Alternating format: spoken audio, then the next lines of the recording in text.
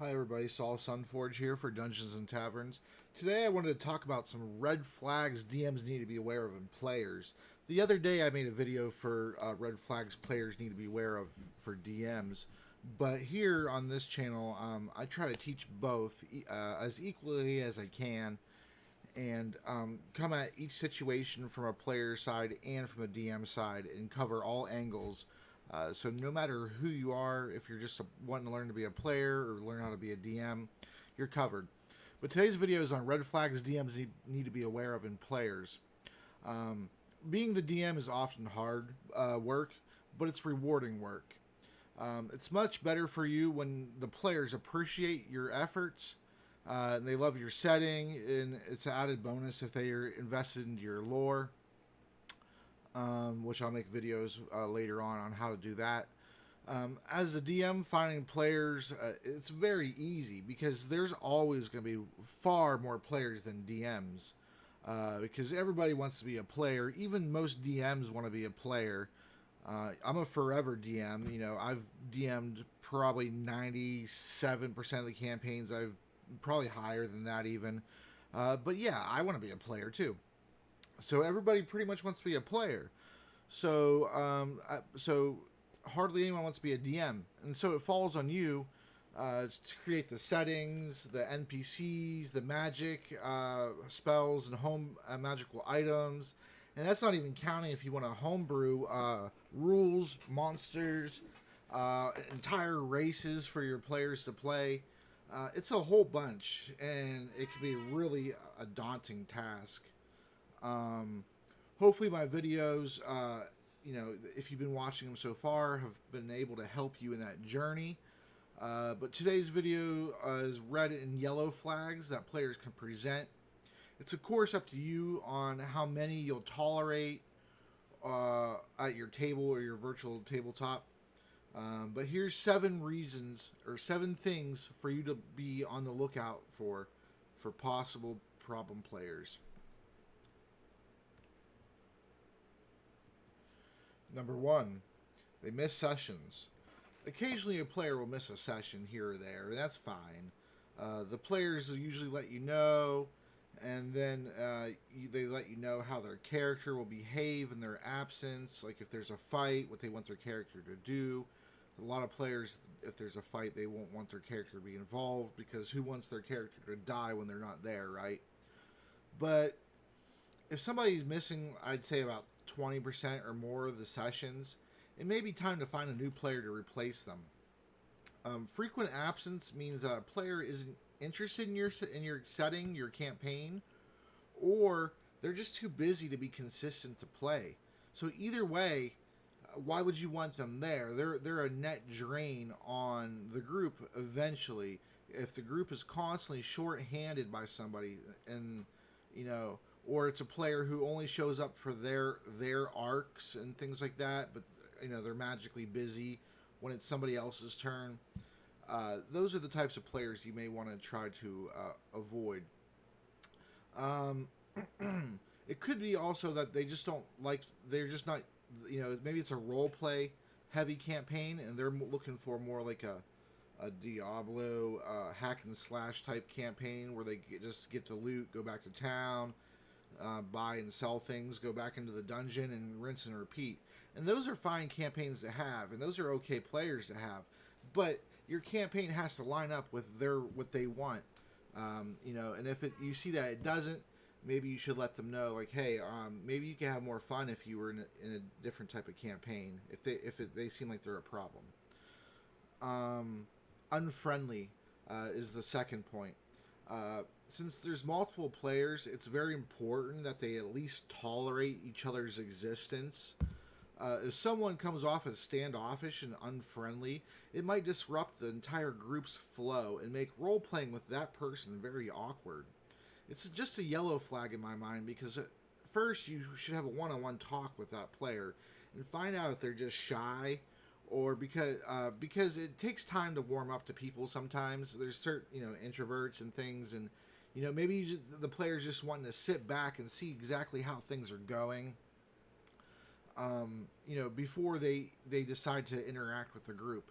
And that's a okay, because you know they're eventually just going to warm up, and then they're going to go ahead and join the group. But if it's a player who's constantly grumpy, constantly, divergent with what the group wants to do, constantly tries to lone wolf things, by themselves. They don't want to be with the group a lot, and they try to wander off on purpose. Those are the types of players that you probably don't need at your table if you want to have a cohesive unit. The next one is the third one is know-it-alls and rules lawyers. These types of players will make it a habit of correcting you constantly, and they're going to correct other players as well.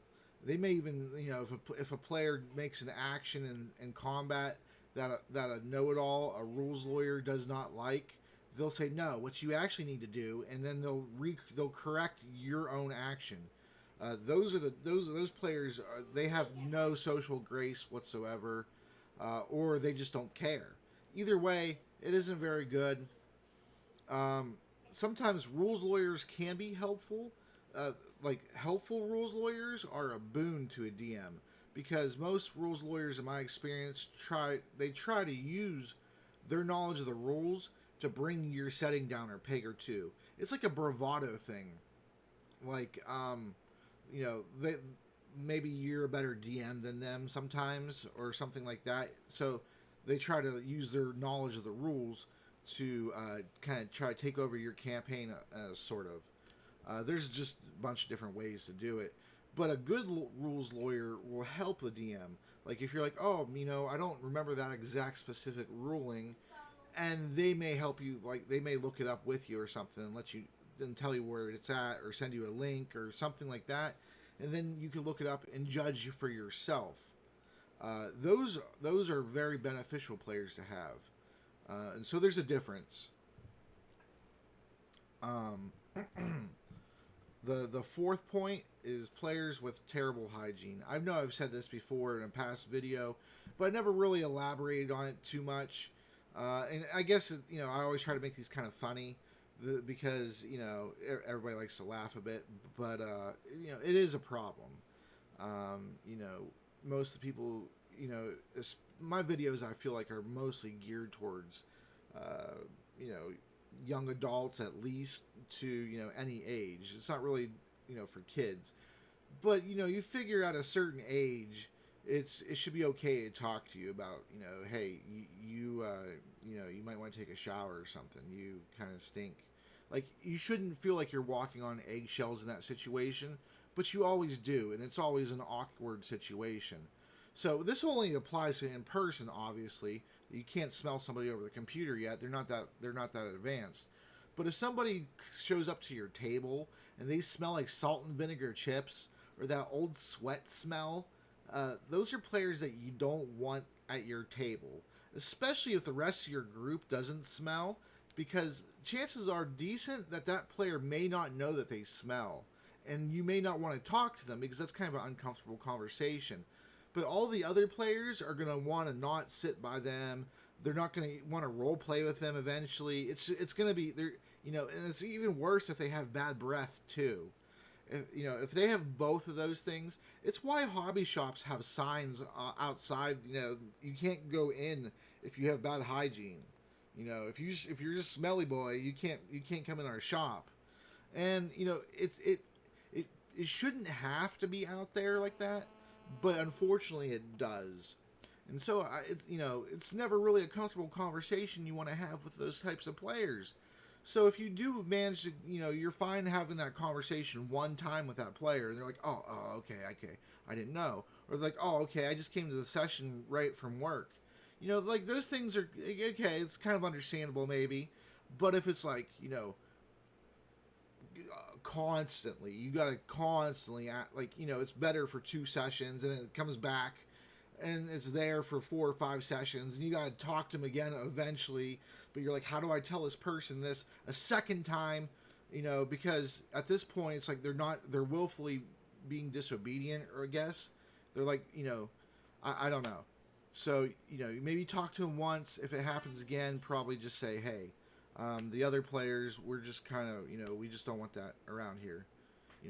You're making our freaking chips smell, damn it. No. No. The fifth one I have is selfish players.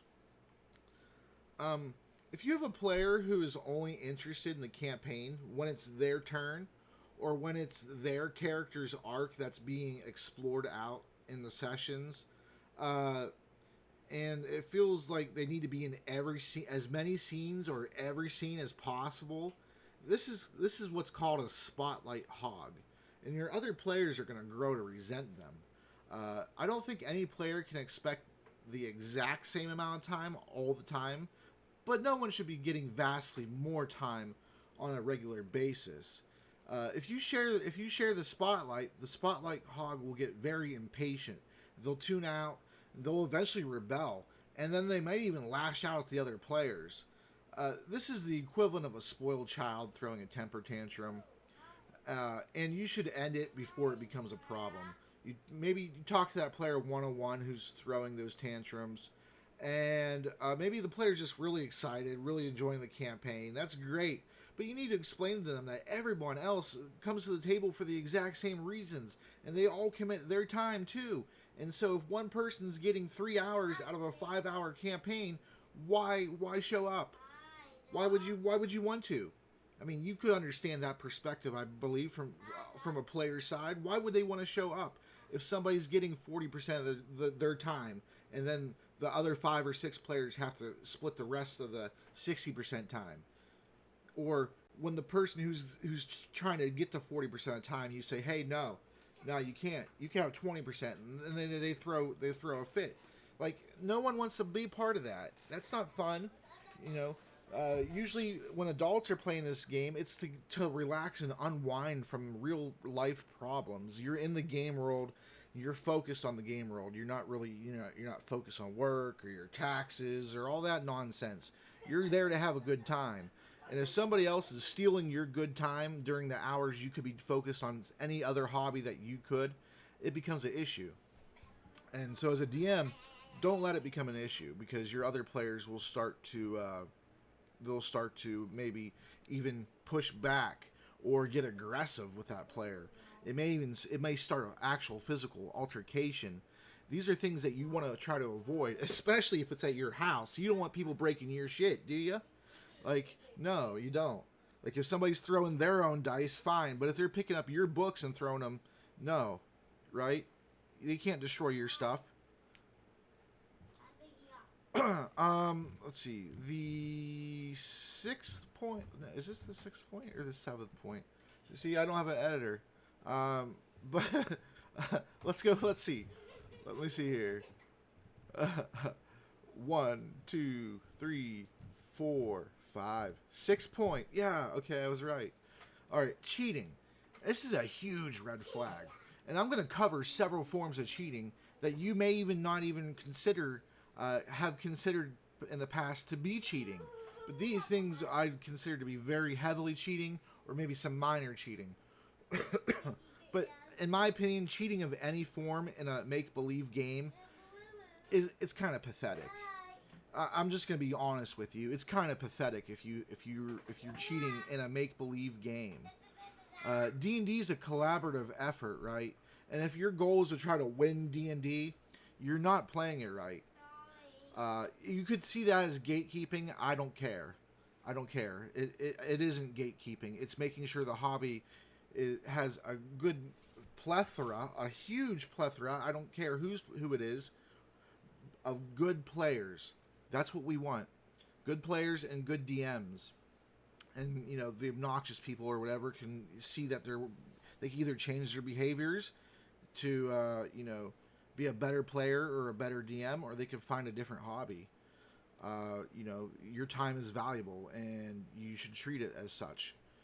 So the 6th point is cheating. It's a red flag. I'm going to cover various different versions of cheating. Dice rolling. Rolling the dice and snatching them up, a hot drop.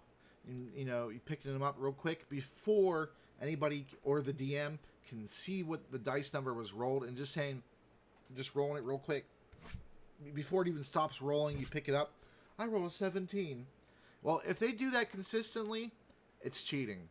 It's cheating. They don't want you to see what they roll, because in case they roll low on a check that they really want to pass, they're going to keep doing that.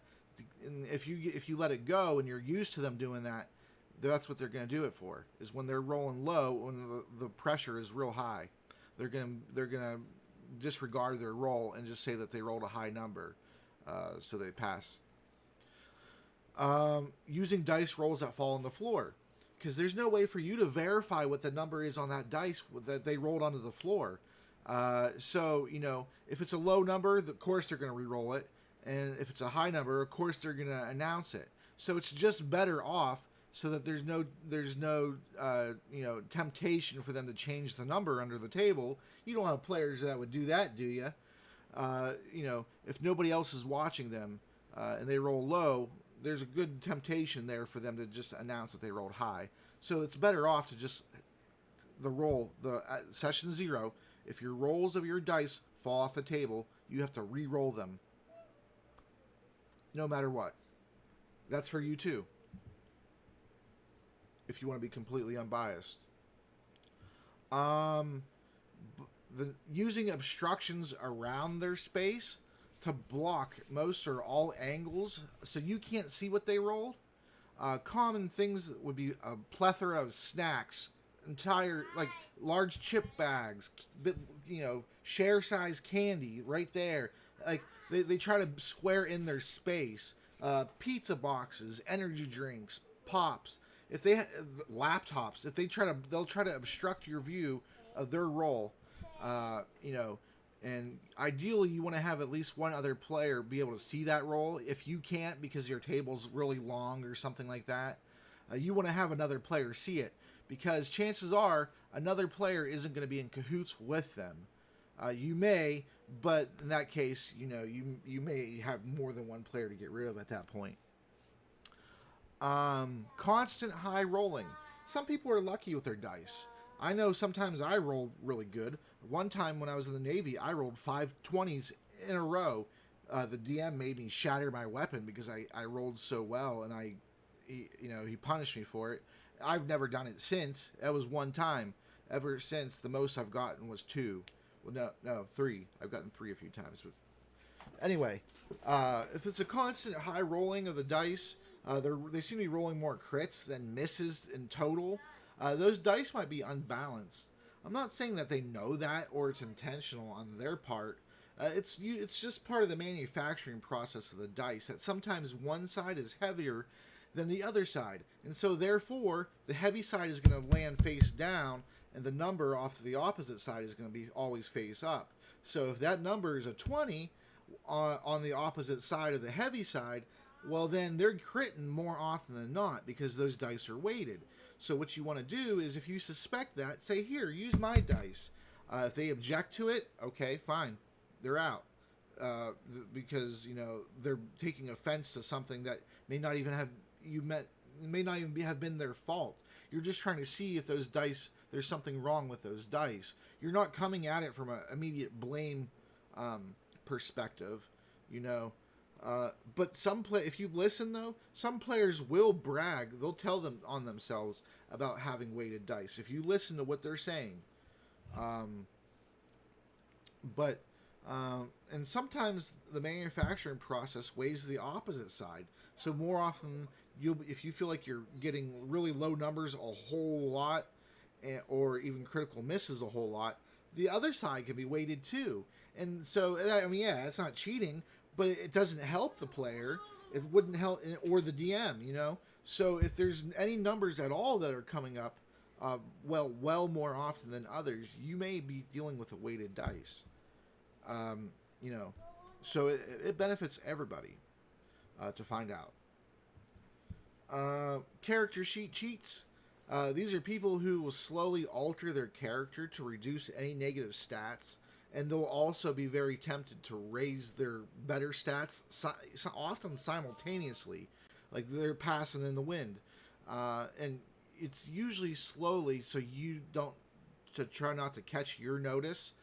This includes not marking used spell slots some of the time, so this way they can cast more of those powerful spells or they don't use their key points properly, so this way they end up getting extra key points, or their combat maneuvers, they don't track them. It goes with basically for any expendable stat. Or they'll abuse the rest mechanic to give themselves more HP back than they've earned. Like you'll see that they wanted to use 6 hit dice to recover their health, but they only marked off that they used 4. Those are the types of things that you would like to look for. Or people who lie about their hit points when they're about to go down unconscious to start making death saves. If they already should be down, they won't let it be known. They'll just be like, "Oh, I'm almost down," and then maybe a hit or two later, they'll delay it for a hit or two until they actually go down when they actually should have been down for several rounds. And they try. They'll see if they can get away with it. These types of cheats detest being challenged by anybody. They detest losing at D&D, and watch out for additional feats that they didn't earn. Ability score increases, armor increases, their armor class increases, gold increases. If you don't find these habits to be of a big deal, then fine. But I promise you, once your players catch on, they'll find it to be a big deal, and they'll bring it to your attention. And if you still do nothing, you're going to lose your campaign real quick. And then this kind of goes with the character sheet cheats, because it's the inventory portion specifically. But there will be people who are potion, magic item, currency, or bag of holding cheats. These are gear cheats. They'll give you the boons of their items, but they won't tell you the drawbacks if there are any for the spells or for the magical items, things like that. They'll make sure they only give you the good portion, and then they'll take it upon themselves to increase the capability of weapons or feat magical spells or items. They might give you the wrong damage number for the what the spell does or things like that, or after you as the DM playing a monster or something enact something on them after it's already taken effect, they'll be like, "Oh no, wait, I have and they'll like so and so item to try to block what you did." But it will happen often, and it will happen after the fact. It will happen after the fact on somebody else's turn, probably. And you can't keep retcon. You don't want to. Ideally, you don't want to retcon anything, but you can't keep retconning battle turns. That's just battle already takes too long. And then portable hole cheats. People or bag of holding and portable hole cheats. People who at the beginning or whenever they get those items, they work towards buying those items. However they get them, they'll for the rest of the game put everything they get in those things, and those items have a finite space to them, right? You can't put everything that you ever want into those and just keep doing it over and without taking other things out. It doesn't happen, And you can look up those items. The descriptions tell you the square footage and things like that. You could figure it out, or you could just rule this is how many items that you could fit in there. No matter what the items are, you can fit 20 items in there or something like that. And that's easy. It's very easy. Instead of you trying to figure out algebraic expressions and all this other nonsense, you don't have time for that. Just say 10 items, smaller bag. 20 items, portable hole. Things like that. And then my 7th point, which I know my cheating point had multiple points. That's usually how I talk and do things. This way I get you more information without writing down 41 points. So it's 7 main points and a lot of sub points. But the last point is they don't bring snacks. This isn't a problem if nobody brings snacks, but if people are sharing pizzas and snacks and drinks and whatever else, but one player or more isn't bringing anything at all, and they just eat what's being shared consistently, they're freeloaders, and they should be at least talked to. I used to bring pizza, candy, and chips to the table And some of the players would only bring themselves a burger, or themselves tacos, or themselves a personal bag of chips or candy, or a 20-ounce pop instead of a 2-liter, that they could pour out in the cups and things. And those players are very rude, and probably lack social grace. And there's a lot of people who don't realize that they don't recognize social cues. If you ever heard the expression "read the room," that's usually that's adjacent. But as the DM, you're exempt from this rotation if you wish, because you're the one who makes the game possible. And without you and your hard work and your dedication, or even just showing up, there is no campaign. Because you're the one who facilitates it. You're the one who runs it. If you just have a group of 12 players and you just have a group of 12 people sitting around, it takes that one DM to make everything fire. And so you can be exempt from bringing snacks if you wish to. That is entirely up to you. Okay, so this video actually, it's a pretty decent size. Hopefully you enjoyed those 7 points, all those sub points. Hopefully they help you, in recognizing some of the problems that may present themselves from players in your game. I'm Saul Sunforge. This is Dungeons and Taverns. Have a great day.